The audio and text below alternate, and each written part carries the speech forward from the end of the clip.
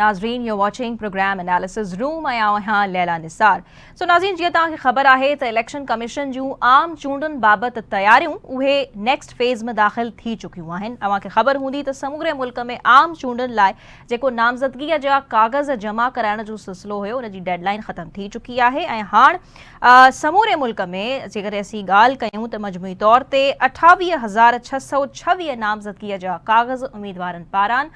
जमा कराया विया आहिनि, जॾहिं सिंध में क़ौमी असेंबली लाइ 1571 मर्दनि ऐं 110 औरतुनि नामज़दगीअ जा कागज़ जमा कराए छॾिया आहिनि। सो नामज़दगी जा कागज़ नॉमिनेशन पेपर्स थी विया जमा ऐं उन्हनि खे छंड छाण जेकी उन जी थियणी आहे उन जी डेडलाइन 3 डिसेंबर ताईं आहे ऐं जेकॾहिं के उम्मीदवार खे को उन खां बाद में एतिराज़ थिए थो त उन जे लाइ बि इलेक्शन कमीशन मैकेनिज़म जोड़े छॾियो आहे ऐं हू पंहिंजो एतिराज़ 3 जनवरी ताईं ज़ाहिर करे सघे थो। सो अॼु जीअं त तव्हांखे ख़बर आहे त आम तौर ते जॾहिं इलेक्शन जी तारीख़ वेझो ईंदी आहे, इलेक्शन जो दौरु असीं ॾिसंदा आहियूं आम चूंडुनि जो वेझो ईंदो आहे त रिवायती तौर ते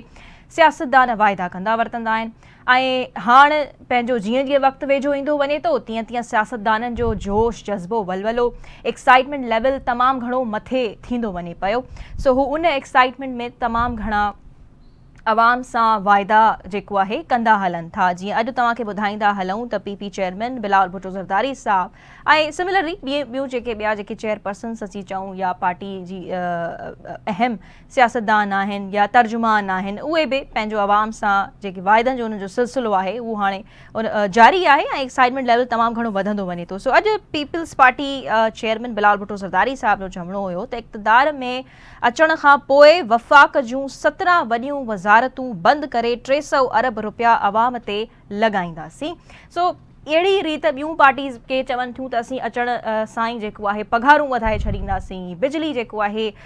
सस्ती करे छॾींदासीं। सो प्रोग्राम में पहिरें हिस्से में त सवाल रखंदासीं त हीअ जेके वाइदा कनि था इहे रिवायती आहिनि या वाक़ई में असांजे एनालिस्ट खे ई सियासतदान कमिटेड नज़र अचनि था।